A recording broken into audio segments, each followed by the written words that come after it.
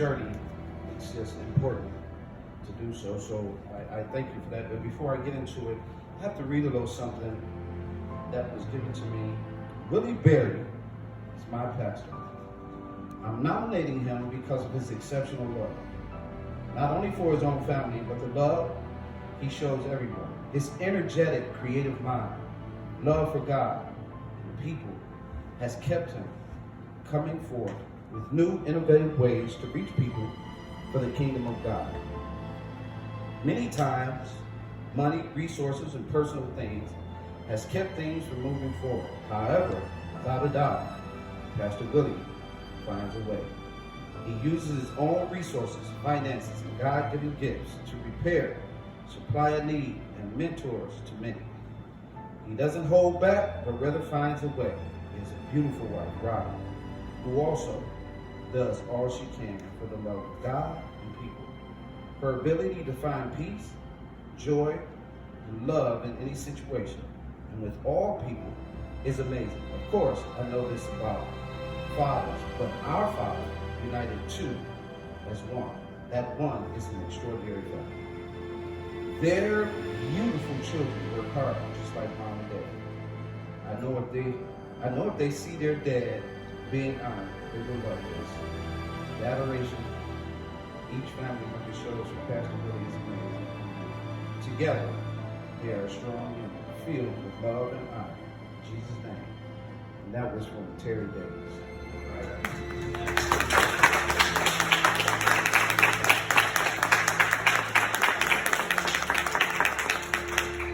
So, to my surprise, and that's beautiful because one thing for sure on this journey, we have some things in common, Pastor Willie. When you are given a journey, sometimes all you got is you to start, right? And the Lord fills in the increase. So today, the purpose of me being here is to share how God established, encouraged me, I'm young, and good father's own. I'm going to give you at least 3 keys. It's very important that we learn from each other. These keys are all fitting for you. And this is how we established Emiy. I opened my mouth, sitting in the car, and I asked God to use me. I had no idea what was coming. I had no idea what I was going to lose, but I was watching youth die. Been watching youth die for quite some time. And I couldn't understand how the adults, how we were functioning. And so I got used. So here's the first one.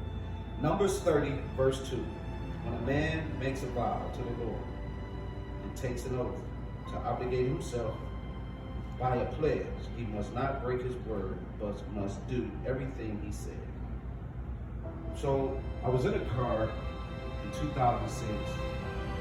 I had the carpool. My daughter was working at Northwest Airlines, and my daughter had seen had overtaken her skin. So I had recently been removed from the job, so I had to take a last chance agreement to go back to get the medical that I had at the job so I can get her exam. So I accepted the last chance agreement instead of fighting for the job. I just took the last chance agreement, went back to work, got the medical, we got the pre for my daughter's exam. While there, I had to carpool. It was the first time when I had got fired. A lot of things was happening in my life because I opened up my mouth and asked the Lord to use me. So a lot of things that I had accumulated started disappearing. I had a couple of houses, things like that. She started going away. I don't know it's God, but I know something is happening at this time. And so it was a work on me. So Encourage Me, I'm Young, I had already started Encourage Me, I'm Young in 2004, man. Church with kids getting killed. We fast forward, and I'm in the car one day with the guy that I'm carpooling, and I tell him, I'm not selling another t-shirt. That's it. Man, forget these t-shirts. They ain't making no money. They ain't doing this. They ain't doing it. I was just talking. He told me, he said, man, shut up. You're going to do everything God told you to do. And so, right, so we pull up to the credit union, like normal, and as the credit union, he gets out the car. I'm sitting in the car laughing, but I got a pocket full of money. I said, well, maybe I should go in. He's already in, and reopen my account. So I jump out the car, I walk in, I go to the corner booth, and like the credit union is set up similar to this. And as it's set up, I'm coming through the door here, I walk across, I get to the corner, and there's this lady, her hair is extremely red.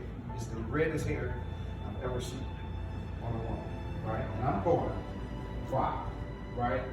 So I'm standing there, and the next person leaves, and it's my turn, and I'm like, hurry up. I'm a man in line, I'm trying to move, right? And as I'm standing talking to her, she tells me to have a seat. So I have a seat. So I give her, she asks for my ID, I give her my ID, I give her the number, never forget it, 221-168. Never forget it, right? So she reopens the account.